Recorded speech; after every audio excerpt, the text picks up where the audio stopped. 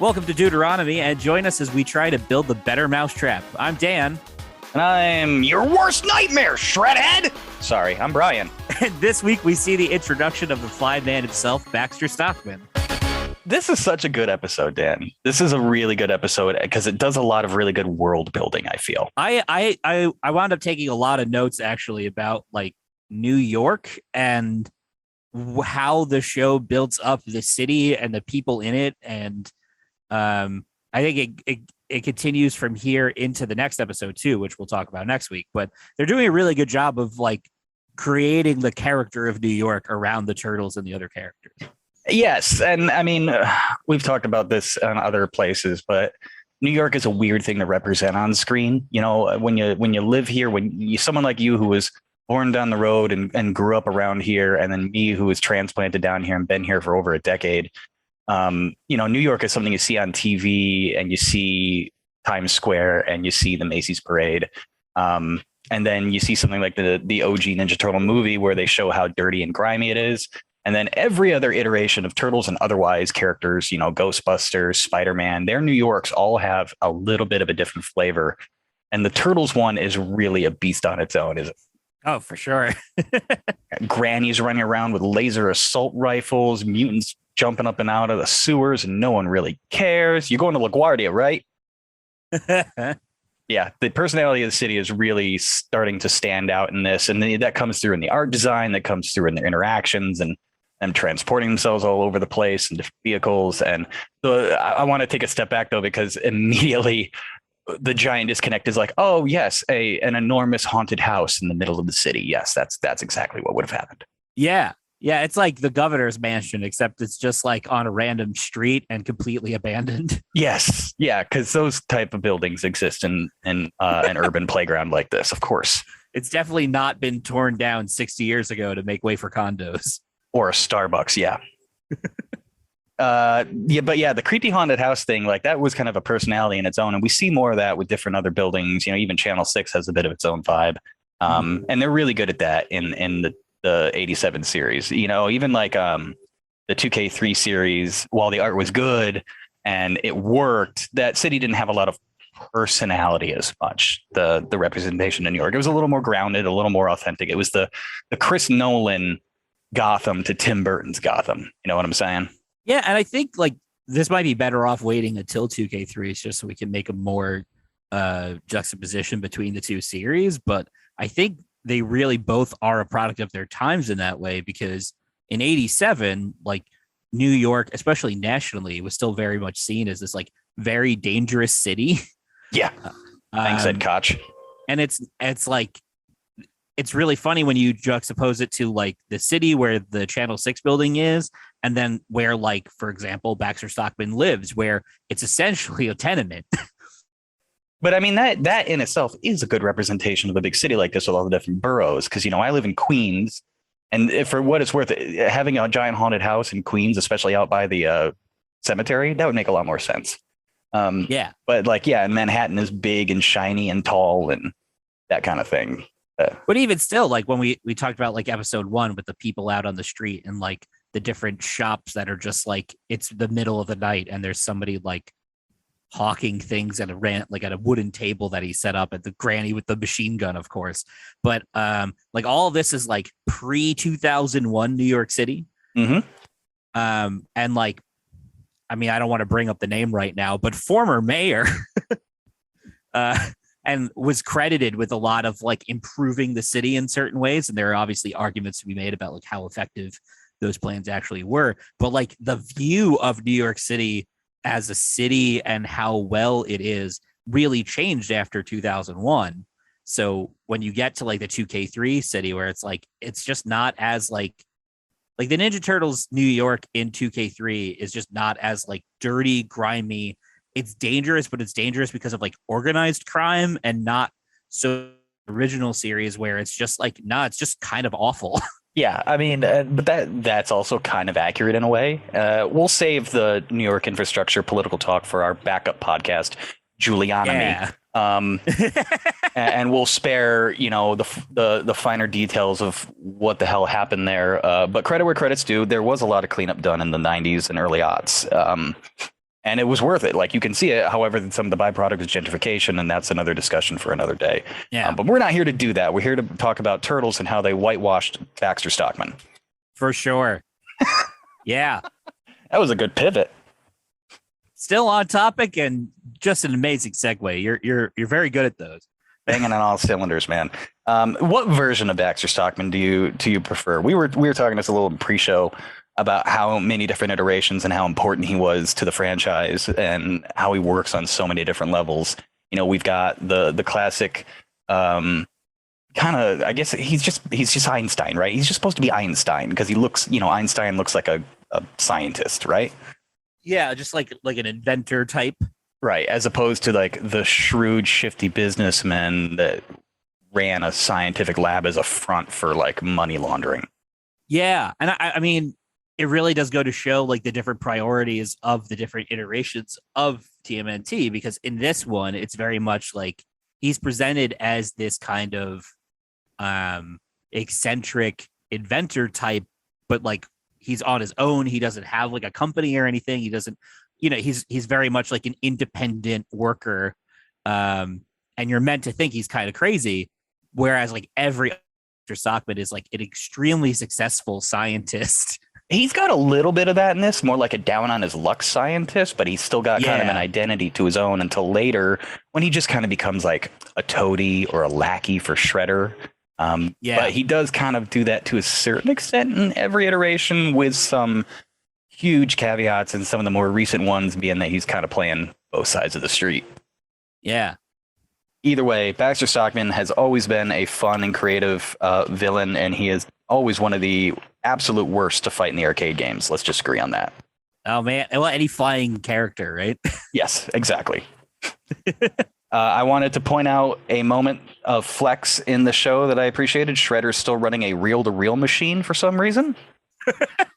Its technology is so much fun. It's all over the place. It's all over the place. It got lasers from the future, and then he's got friggin' analog audio recording from like 1945. And then like those fly drones that come out of a case that looks like it was from a Bond film.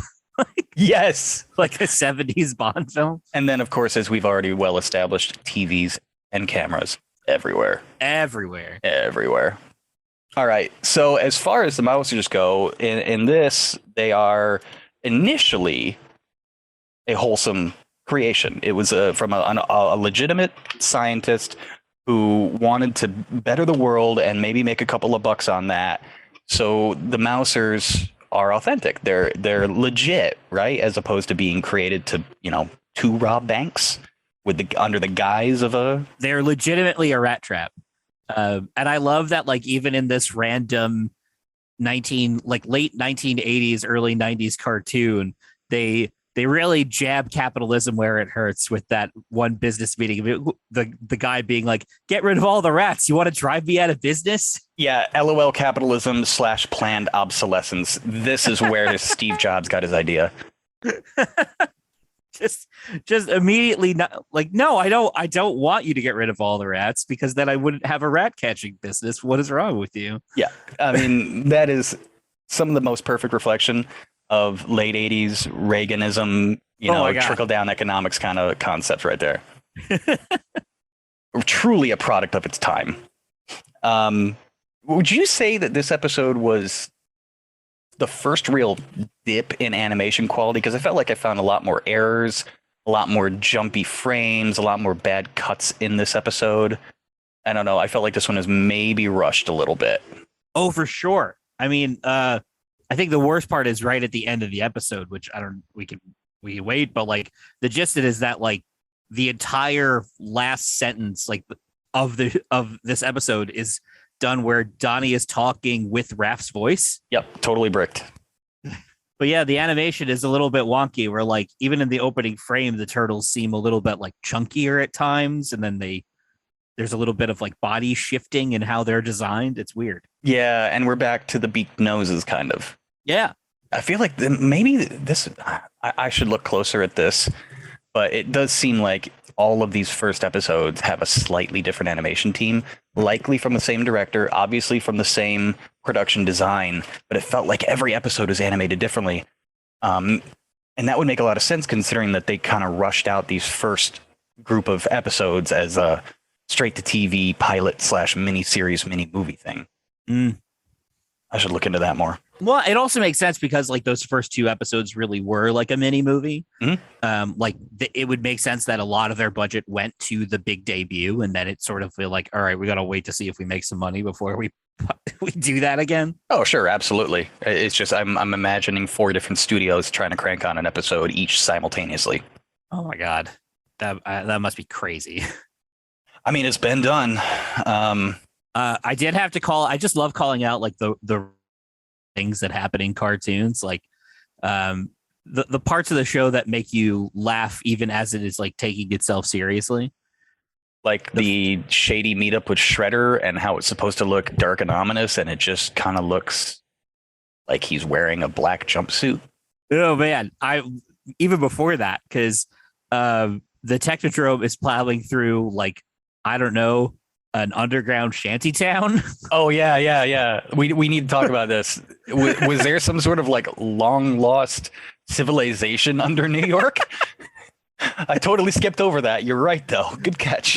Like there's already like they've already been traveling through a lot of this, you can tell. And then they're just like, oh, I guess New York's well-known underground town they just demolished. Sorry, rat people. I just thought it was like, yeah, completely unforgivingly obliterates this. Just like such a dick move. And then even that drill, like, that janky. drill is hilarious. It curves up. How do they travel up that thing? I guess okay. So this must have been. Did they always use the pipe drills? Because I remember, didn't the drill cars that Shredder and the Foot Clan used, weren't they self-sustained? Like they were like little train cars with drills on the front. They didn't come out of pipes.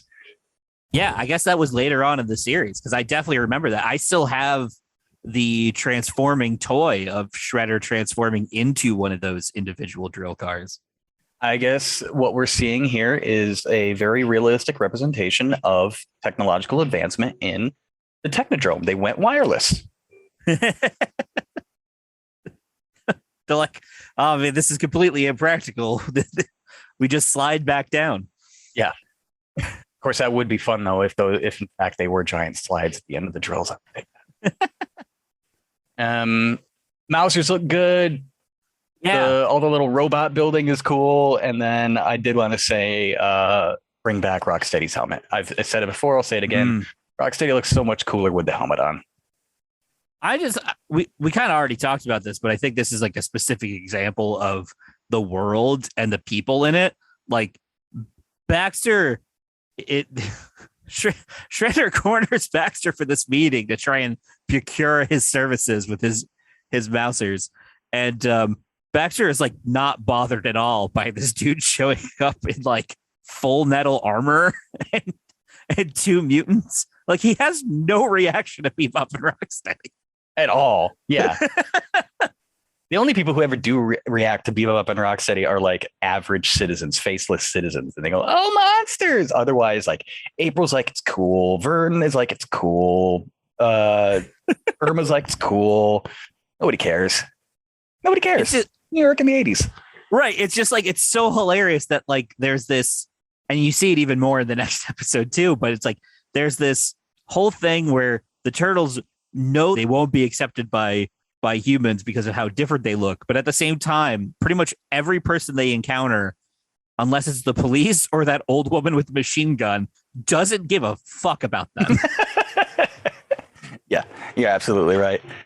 I guess I wonder if that was a budgetary thing. They were just like, we can't draw this in the shadows all the time. We don't have enough black ink. They're just going to wander around in daylight, and New Yorkers are going to be New Yorkers.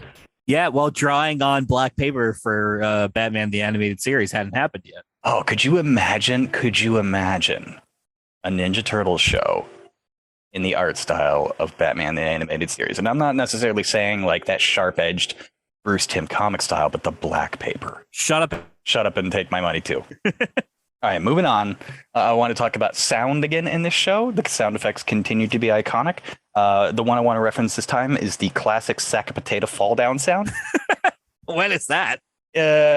Like anytime somebody just kind of gets socked by a big laser, or like it just kind of goes, so I can't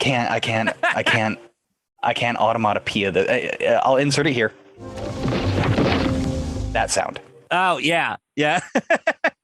And it's used over and over again, and I love that sound, and I only associate it with this show. That's not stock. That is awesome. It's definitely like somebody just dropping a bag of potatoes. Yeah, and it works in so many different iterations. So the next thing I have is Shredder and Krang's like conversation, and like how some of the two-timiness between them starts to show here. Yeah, the relationship dynamic starts building in this episode. You're right. And it comes out in some really funny ways, because like Shredder is really into this whole idea, at least right now, like the first 3 episodes, that like he has to be the one to defeat the Turtles and Splinter.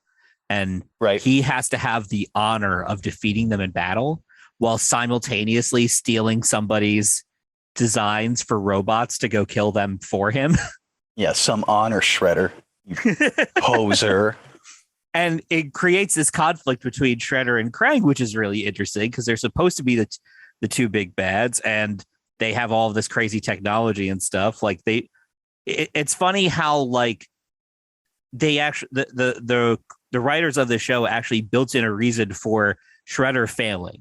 Like he shouldn't fail. He's really dangerous. And if it wasn't for Krang just helping Michelangelo so that he could con Shredder into building a body, he would have. I want to know where the upset, like, okay. So for one, the Lucy Desi married relationship that Krang and Shredder develop as the series goes on is absolutely adorable. But where did the plot point come to make Krang obsessed with getting a body? Because okay, Shredder is maniacal. He's maniacal and he's from Japan. That's his character. Baxter Stockman is a scientist, a la Jeff Goldblum meets Einstein, and boom, we got it. He wants to be human again. Why? So like we kind of get retconned later on, finding out that Krang had a body in this, and they got ripped out when he got transported to Earth from Dimension X. And when he was exiled. So I mean, just what a weird concept, though. Like that's kind of dark when you really think about it. He betrayed his people, and they go, okay, we're gonna take your body away. Yeah, and they never really explain one way or the other if like if the body that he is having Shredder make for him is like that's the kind of body that he would have had in Dimension X, or if the but we know that he doesn't. We know, no spoilers, but in season 7, we do see what Krang used to look like. See, I don't remember that at all. Yeah, by that point, it was the red sky. And full disclosure, I had kind of stopped watching in real time at that current age, but I went back to it later. And yes, we do find out what Krang's like. We meet the rest of his people. Okay, that'll be really interesting because for me, in my head, it's like every future iteration of Krang or the Utrom, where like they are these brain-like aliens, and then they build exoskeletons around themselves for ease of movement and protection, and like all these other things that make a lot of sense if you are a disembodied brain. Right. But I mean, that was a necessity. They, like you said, they were defenseless little blobs, and that is their story. They became noble, kind of these intelligent, prestigious kind of alien creatures that aren't looking to imperialize the galaxy, rather just establish contact. And that's what we get in the OG Mirage story arc, and kind of what happens in the 2K3 version with a few exceptions. But here he's just like, I'm evil and I don't got legs and I want those. Yes. Why are you wasting time building mousetraps when you have yet to provide me with a body? I just wondered because, Krang is nothing like the Utroms now, and how they've kind of reworked that in with a little cameo in 2K3, and how IDW has handled, Krang being an exiled warlord against the Utroms, and it's all the same thing. Yeah. That's cool. But it's just such a weird concept to me. Like, so much of the series in the beginning is centered around like powering up Krang, and then they power up Krang and they get one little payoff, and then that's kind of it. And he just becomes like a nagging grandma for the rest of the series. Yeah. Well, it's interesting to think about how early on they took the villains of the series seriously, and then they just became more and more of a joke as time went on until eventually they tried to introduce a new villain, and that was bad. I thought it was always just weird because in my mind, you know, Shredder is the end all be all. He's the big bad, right? But in the cartoon, it kind of almost feels more like he is a lackey of Krang's, because Krang's holding all the money.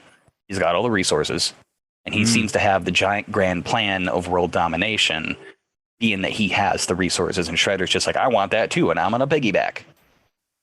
Well, I think that speaks to one of the larger, not necessarily a problem, but one of the things that every iteration of TMNT has to figure out, which is that if your big bad is your big bad because of a personal conflict, at some point that personal conflict is going to be resolved. You can't keep kicking the can down the road. Eventually you have to like actually have a showdown between them. And once that happens, like once it's resolved, what happens to your bad guy? He gets resurrected by worms and they do it again, naturally. Right. Well, because every iteration has had their own version of like, well, what happens to that relationship once it's kind of originally solved? And sometimes it's clones. Sometimes it's, wait, actually, he's a computer virus. Wait, actually, he was a demon that an alien decided to cosplay as for a while. Yeah. Yeah. So it's like, it's all these different things. And like, you know, even like I personally love what IDW version of the Shredder moving forward. But again, we'll talk about the comics at another time. But it is just really interesting to see, okay, like once the Turtles and Shredder have encountered and fought, and there's been some kind of a resolution to their conflict of like what Orokusaki did to Hamato Yoshi, like what happens from then on. In this case, it's like, okay, well, we fought him, but we need him to turn Splinter back into a human, and that's the driving motion for season 1. Mm-hmm. That's a really creative way of maintaining that antagonism. Yeah, whether they or not they stretch that a little too far later on is, you know, that's remains to be seen. I want to go out and say that the design of the Mouser I just love. I think it's such a great design for a critter. In all the versions of anything ever, you know, this isn't just restricted to Turtles, you know, the little red eye on top. It's one of those things like the design has wavered very little over the years, you know. It's really unique, and it becomes it's this thing that is uniquely theirs. Yeah. I also dare say that I think they would actually work. Like outside of the logistics of programming a walking leg bot rather than a bot on wheels, the little shovel mouths, these things would totally work as like a rat Roomba. I'm just thinking of like in this case, like a private company, like say Baxter Stockman actually sold his mousetraps to that guy in the beginning. And they're like, yeah, okay, cool. And they just like go and burrow through homes and businesses and likely infrastructure. Oh, yeah. If this show was happening now, they would definitely write a cameo for Elon Musk in to try and invest in the Mousers. Oh, my God. Absolutely. And then failing miserably at it. And then stealing it and saying it's his own. And then disowning his family. Anyways, the assembly line visuals are extraordinarily well done in this. I really love like just watching the Mousers get built. My notes include question mark 3D printer first. And then, okay, so here's one of the dumbest plot points in the series. You know what I'm going to say. Puts fucking name on him. Yeah. Shredder does it. Like, I can't tell if he's doing it because he just really cares about intellectual property rights, or if he's trying to frame him, and they don't really establish it. Right, he's trying to frame Baxter Stockman. This is, you know, I mean, this is classic, you know, kids action plot convenience, but it's just like watching that at 36, you go, you fucking moron. It's so funny because like they immediately lampshade it in the show too, because when the turtles fight them, they pick up the different parts and they're like, what kind of crazy person puts their name on a death machine? So, I mean, in that sense, I guess the only logical explanation is like Shredder was trying to make sure they had a fall guy, but still. Oh, man. And that actually brings up one of my fun notes from this. The Mausers having Baxter Stockman's name on it and them not knowing who Baxter Stockman is a reason for Splinter and the Turtles to include April again. Oh, that's a good point. It's literally like, otherwise she'd have no reason to be in the episode. So the way they get her involved is by being like, well, we need somebody who can figure out who this guy is. Well, our only human friend happens to be an investigative reporter. Let's call her up. That is really a great point because, you know, even this early on in the show, as a kid, you just accepted like she's going to help, right? You don't think about it but when you think about the actual writing part, as we're looking at it now retroactively, that's good writing. That's effective. There's a point. Yeah. And then, of course, it sets up April's apartment. Yes, which has to get destroyed in every version of the Ninja Turtles. It's a law. My note said, I love when Splinter gets ratty. So like any version of Splinter, whether he used to be human or not, I just love when he just starts fighting with his tail and biting shit. Yeah. I wrote before, he just starts randomly scratching the air at the Mausers. Like, here's this trained martial artist and he's just wildly full arms because you get away. Yeah, right there. I see it. He was in the middle of his like training and recovery, and then he just starts clawing. Yeah. Even in the Michael Bay movies, I liked when Shredder invades the sewer lair and Tony Shalhoub goes all ape shit on him. I thought that was actually a pretty great fight scene.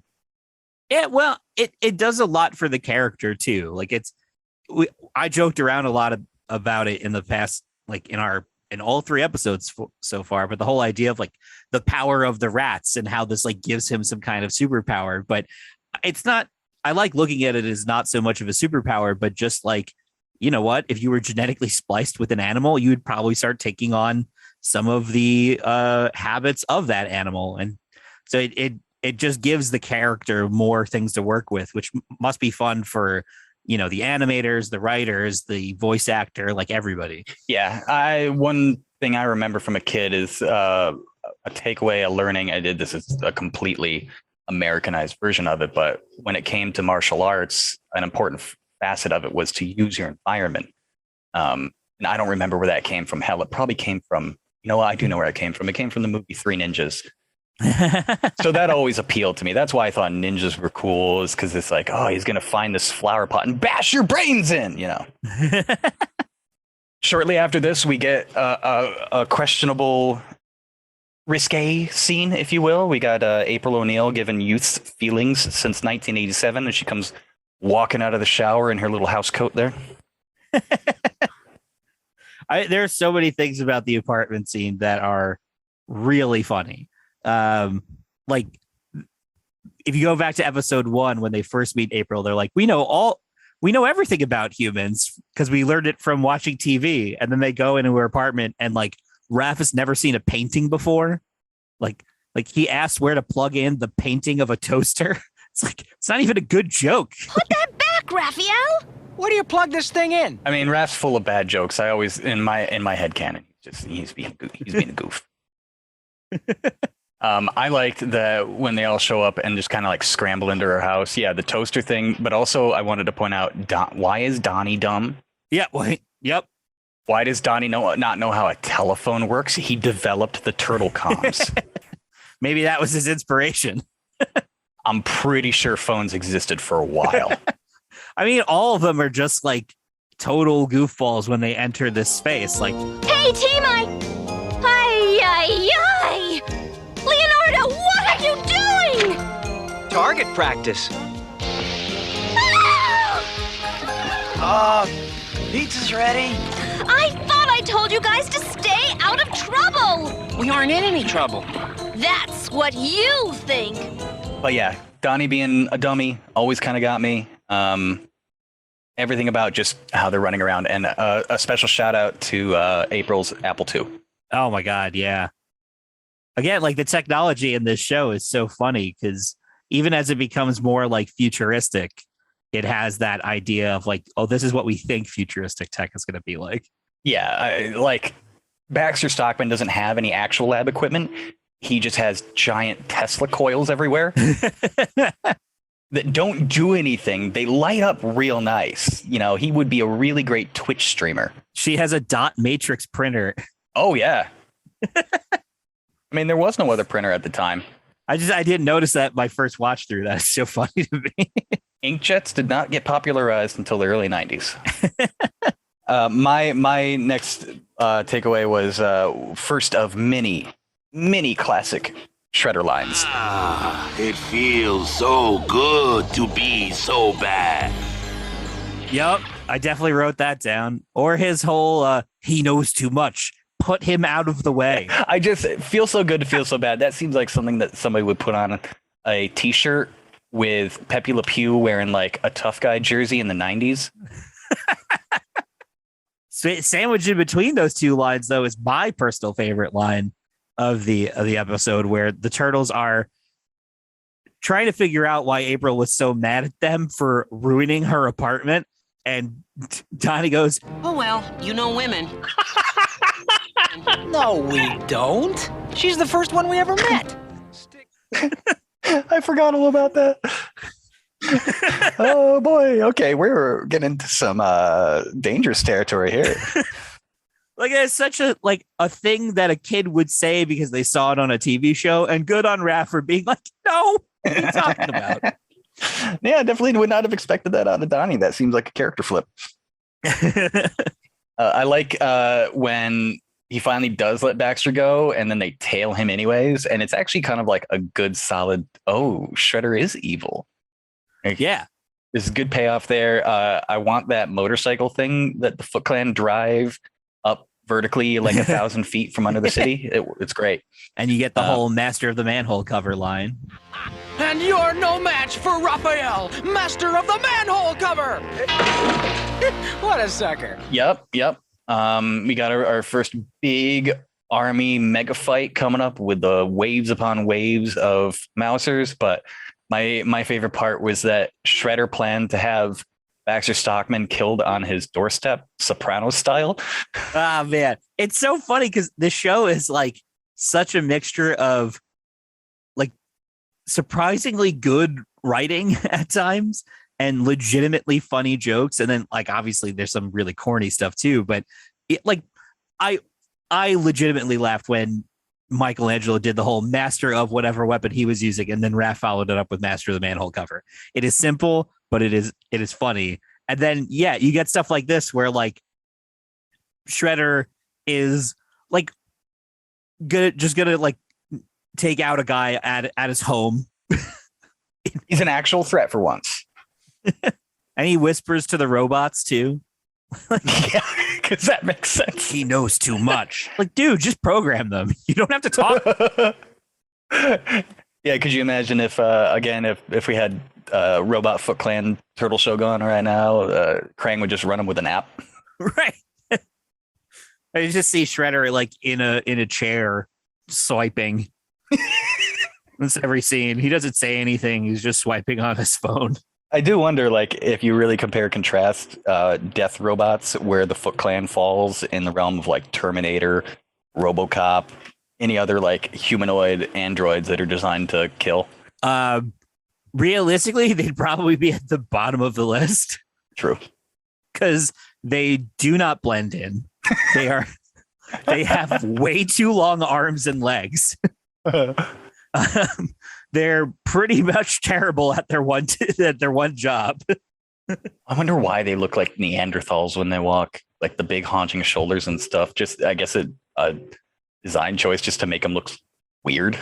Yeah, wait. They don't have them walk like robots. Like even in the 2012 CG, like the Utroms are just very stiff. They're robots, and like robot Foot Clans walk around like gorillas. I wonder, like, if I could interview the animators, I would definitely ask that question, because it's like is it because you wanted the audience to know they were robots so that it was cool using the weapons against them? Or was it just like a stylistic choice? Because within the fiction, it makes Shredder seem like an absolute buffoon. Because the robot ninjas came before he met Krang. He was doing that in Japan. Right.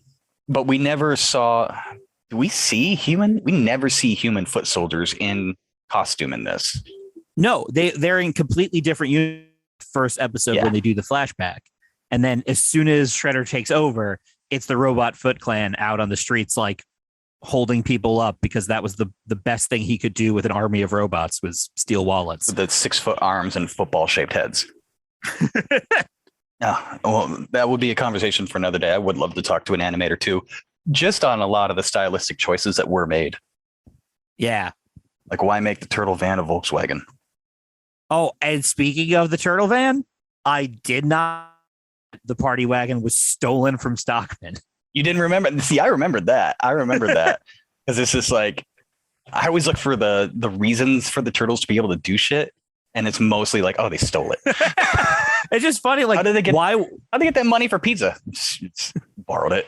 Why would Baxter Stockman like stick around with Shredder after all this? Oh, because the turtles stole his car. That's a great. Okay, I'm glad you said that, because I do have a question here. It's like, why is Stockman so loyal? We never get if like Shredder's promised him $1 million or anything like that. I guess he's just looking for the work and the recognition. But yeah, why stay loyal to Shredder? It's like voting for Donald Trump or something. Also stole your car. And also stole your car. I do have to say, though, like, it was probably going to get stolen anyway. Just looking at where Baxter lives with all the broken windows and the crappy street. And like, I'm assuming this is New Jersey. So it was the only thing he had. I think we do have to go ahead and make a formal statement that as many great vehicles have appeared in Ninja Turtles, nothing will top the party wagon. It is really good. It really is good. And I think part of the reason why too is we'll talk about it in next week's episode, but like you actually get to see them make it, where often the vehicles that are made in the other series are things that like Donnie just did off screen. I mean, to a certain extent, you got like the Shell Razor in 2012. That was such a dope concept too, like converting a subway car into a truck. Yeah. I really do love, like, the turtle vehicles are all pretty friggin' great. Like my favorite movie car of all time will never be dethroned, and that is the Ecto one from Ghostbusters. That is the greatest thing to ever move on 4 wheels. Fight me. But the Turtle Party Wagon, being that turtles are still my more favorite thing than Ghostbusters, gets bonus points. But I have a soft spot for the Humvee that happened in The Next Mutation. Like, as terrible as that show was, like, Humvee's pretty dope, guys. I mean, not for regular citizens. Anytime I see some jackass running down the street, I'm like, you have a tiny penis. But turtles, big penis energy. The Shell Razor, and like my favorite thing from the Michael Bay movie is the fact that they drove a garbage truck around. I thought that was great. Yeah, I mean, they've had very creative ideas over the years about like what vehicle could they get their hands on that they could optimize in their own way and customize in their own way. And it's also a really great juxtaposition between like the Technodrome and this van. Yeah, rinky dink old converted VW bus, and then a world-ending tank. Yeah, I do like that too. It kind of goes again with like how you're talking that like Krang's got all the money and they got the fancy guns and the weapons, and the turtles are just like sticks and duct tape. Yeah. We April and I just watched the Rise of the TMNT where they got their vehicle. Mm-hmm. And that's really interesting too. Didn't they steal it from like a junkyard? Well, they actually did a job for a repo man. That's what it was. And he's a praying mantis. Yeah. And he didn't want to give it to them. So then they stole it. Yeah. Works. Yeah. It was a funny episode. And then like the next episode is when they, or maybe it's like 2 episodes later is when Donnie shows it off for the first time. It is really funny. I have to say, I'm enjoying Rise of the TMNT so far. Rise of the TMNT is the funniest version of the TMNT for sure, without a doubt. Splinter cracks me up every time. Oh, so many people hate that Splinter, and I don't understand why. Like, get over it. Eric Bauza has some of the best comedic timing in the industry. Just enjoy it. I guess because he's not like the stoic teacher, like he's barely ever teaching them in the show. Yeah, that's true. He's mostly just watching soap operas, right? All right, back to the task at hand. We're closing in on the end. Yeah. There were some really great effects in the finale here to try and implement some cinematic horror direction, I feel. Like the jaw shots of the mousers and stuff. I thought that was really well done. Like it, as a kid, it definitely would have made me like jump. It's unique episode so far in the series because you do get Mikey going off on his own to do a thing. Yep. And it's like, okay, he's going to go in, he's going to do this thing, and we're going to hold off the mousers in the meantime. And then it immediately goes wrong. And like, oh man, there are stakes in this episode. Crazy. I like that has become a bit of a trope too, that Mikey is always the one to kind of break off and find the weird aliens that nobody believes him about. Yeah. It works to his character because he did it in the 87. He did it in 2012. He was the first one to find the Krang. That is a good point. But that is a nice mirror. It fits in that like plausible deniability for the rest of the characters. Like, oh, it's just Mikey. His brain was going crazy. Yeah. We've come upon the inevitable make April homeless scene. Yeah. How does this stack up against the movie? Because the movie is pretty outstanding. That whole execution of the scene, outside of the fact that they had to recycle a few shots because of budgetary restrictions. The music, Tatsu, the electric, the fire. I mean, that was far more thorough. Like that building is done. In the cartoon, the building is done too, but you can't really explain the physics because mousers. Yeah, the mousers just eat it from the ground down. They just eat the whole building. But it's still pretty solid destruction. We get Splinter doing some badassery, trying his best, even though he's hurt. And then, of course, classic women's hero trope, April fighting off the mousers with a rolling pin and a frying pan. Because 80s. I think the funniest thing that stood out to me so far, and it's little things that I've been picking up in every episode so far, is that like there are these hallmarks of Ninja Turtles that keep showing up. And sometimes they're really big things like April's apartment. Like there's always a showdown in April's apartment. It always gets destroyed in some way.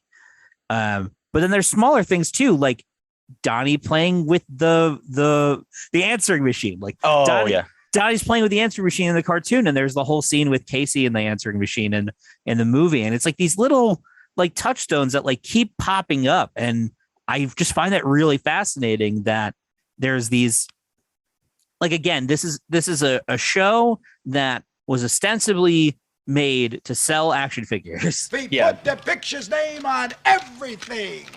Merchandising, where the real money from the movie is made. But still, a lot of care went into it. It really shows how much control Eastman and Laird had over their project, that even though they were selling the rights off to these other companies to merchandise, they were still able to say, like, use this comic, like do what you have to do to make it appropriate for whatever audience, but like use this as your Bible as you decide what you're going to do with these characters. And there's a lot of like really strong consistency across the different iterations because of that. I mean, you're always going to destroy Krypton to get Superman. You're always going to destroy April's apartment to get Ninja Turtles. I'm making a joke, but at the same time, it's a pretty astute observation. Like, these are important tentpoles to the development of these characters and how vengeance is an important part of their existence in different versions, some more extreme than others. But so many times it's just like, you hurt my friends and now I'm going to hurt you. Yeah.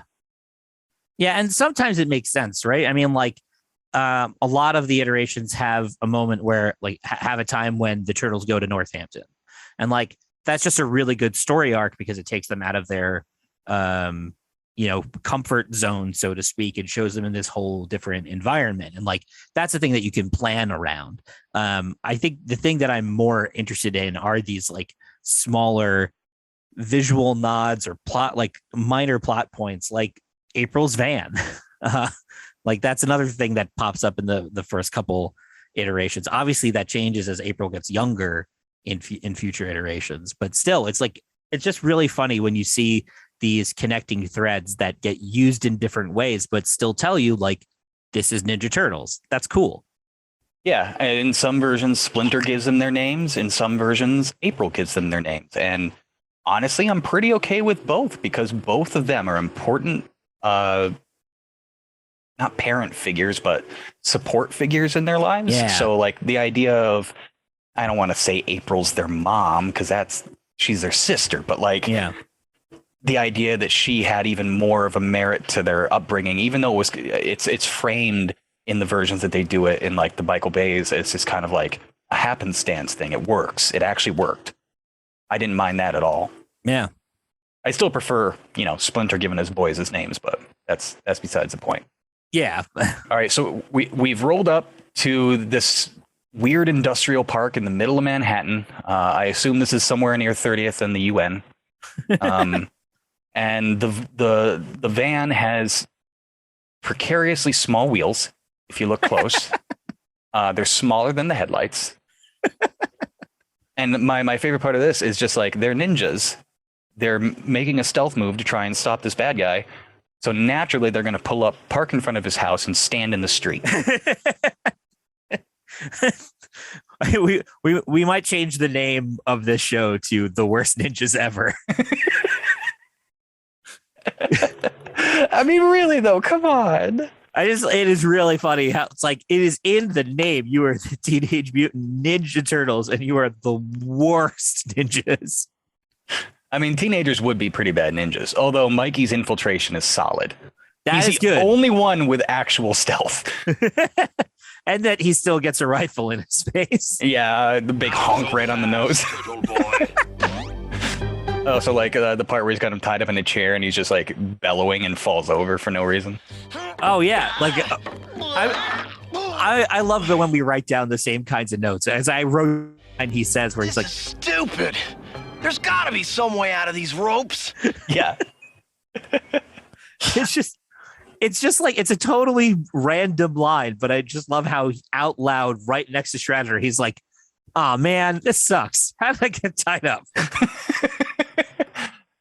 And then the weird hentai part where Krang sneaks in from off screen. And then the entire encounter where Krang just looks disappointed. If you really look, right about time code I'm at right now is 1926 in the episode. And Krang has just got his shoulders slumped, his arms are down, and he just looks disappointed in Michelangelo. I don't know how to explain it. I mean, I love that Shredder has a gun. Like, Master Ninja, and he's just like, all right, anyway, I started blasting. I mean, he uses a sword too. Sooner or later. And he's a terrible shot. Like, it's one thing in like G.I. Joe where there's like these big, huge battlefields and everybody's missing a shot, or like Transformers, the original series. This is like, every time there's a gun in Ninja Turtles, they are 5 feet away from their target and they cannot hit them. I mean, that's the law of bad guys in mass against children's heroes shooting lasers. No one's going to get hit or hurt that bad. And I also love how Mikey escapes by just straight up jumping through the wall. We got a big no moment. Thank you, Shredder. Which is apropos considering I just finished watching Obi-Wan the other day. Nice. Here's a question. Who the hell approved these for market? The Mousers. Was that an FCC thing? I feel like it'd be an FCC thing. Like if they actually went to market? Yeah, like, right? They'd have to go through FCC, and they'd probably have to go through other environmental stuff because they're probably carrying a shit ton of lithium ion power in there. So these things are just walking bombs. Yeah, definitely. It would be hard pressed for Stockman to make it through regulations with that. I mean, what are they communicating on? Shortwave, Bluetooth, what? This time it's got to be radio, right? Yeah, It's an FM transmitter. Yeah, they're just listening for a dial tone. Yeah, Shredder blows up his own machine because Mikey dodges out of the way. Naturally. And yeah, it's funny how the episode kind of wraps up. It's just like the Mousers go in for Shredder. He escapes immediately. pulls down his giant drill dick and drives off. Yeah, and it starts going down before he's even in it, which is funny. That's also true. And then, of course, if we wanted to implement any level of realism in this, the second he drove away, the entire industrial park would collapse. Oh, yeah. Not just the house, the whole neighborhood. Yeah, that'll be a major point. If it's in the center of Manhattan like we thought, the whole thing's going below sea level by the time this day is over. And you get like this moment of them trying to have a serious moment at the end of the episode where like, oh, maybe Mikey actually is dead. But his little frog leg is sticking out the side of the door.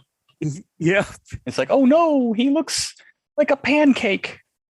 And Raph is actually like, it's just funny to think of like in this show that it is more comedic and you sort of remember it as being more comedic than what it really is, because you've got this moment where Raph's like, oh no, I sent him in to die. It does kind of come out of nowhere. But it worked because I was terrified. And then, like we said, the grand finale, Raph and Don swap bodies. Yep. For some reason. It's in the last couple episodes, things like that happened, but they were super quick. To have like a solid minute where it is the wrong voice for the wrong turtle, like it's impressive.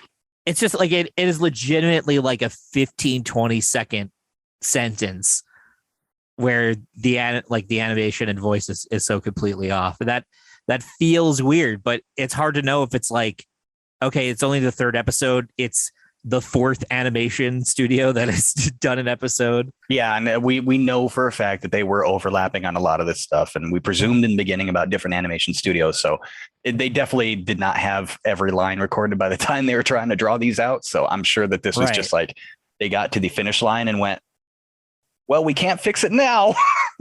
Because I don't think any of these got by with the other creative continuity elements in the show. Like it was a solid team working on the plot. So like these technical errors, that's all they are, technical errors. Nobody's trying to like screw up the turtle characterizations. It's just like, oh yeah, you can't go back and fix it digitally like you can now. And then we're just pumping these out.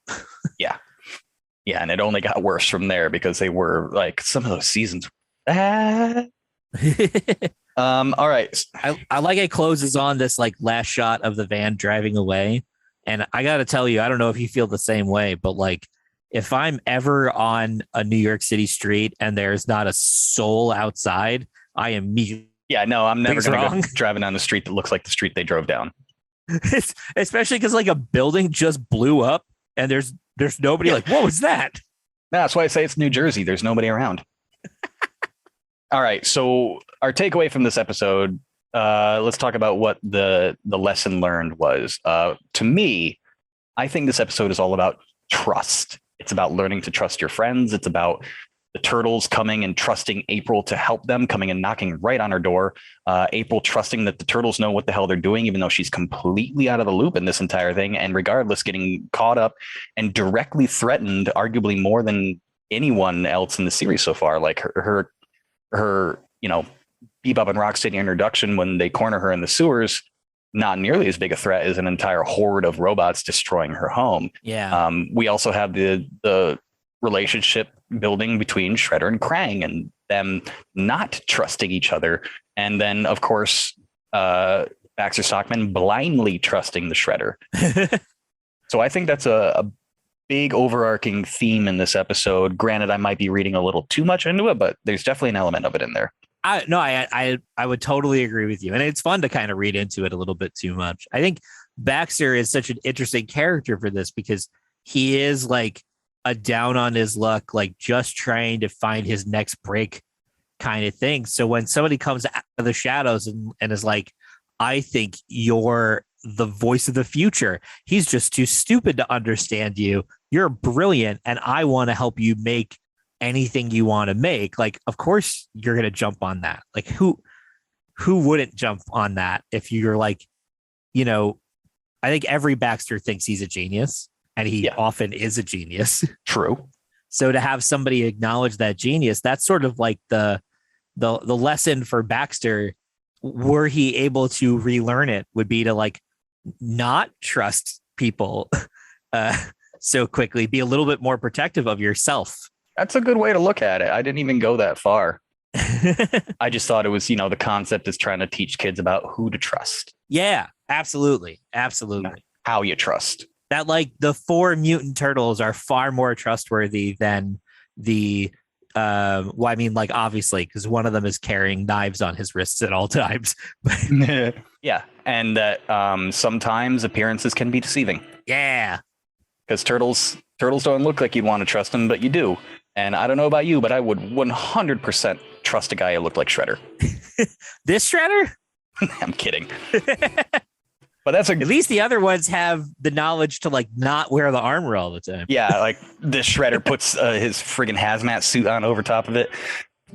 He's like, I got to go undercover as a cabbie driver. He puts on a fedora or something, or like a bolero, and just like sits in the car with the mask on.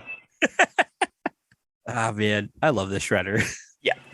All right, great episode. Still strong representation in this first inaugural season. Yeah, I think we're still in the Cowabunga ratings, right? We're definitely still in the Cowabunga rating. I don't think there's even a question in my mind, because it was an important episode in foundational lore for this version of the Turtles. I feel. Yeah, well, it expands the cast of characters in a really fun and interesting way, and it gives you an idea about how character expansion is going to work in the future. Yeah. Any closing thoughts? Keep up the good work in the past, Ninja Turtle creators, because I'm enjoying this. So to close out our episode on trust and how to build a better mousetrap, we're all living through some difficult times right now, and we're going to take a look at our daily Pizzamation affirmation. And even though times are difficult, it's good to remember that they are only a short slice of life. Keep it together, everybody. It's going to be okay. Thanks for listening to Duderonomy. My name's Brian. I'm Dan. Cowabunga, everybody. We'll see you next week. Duderonomy is produced by Brian Van Gelder and me, Dan Spitaleri. Brian edits and mixes the show and also designed our show art. Our theme music is composed by Mario Sello Nuñez. You can hear more of his music on Spotify, which we've linked to in the show notes. Find us on Twitter at Duderonomy_TMNT and send email to deuteronomy.tmnt@gmail.com. Thanks for listening. Cowabunga!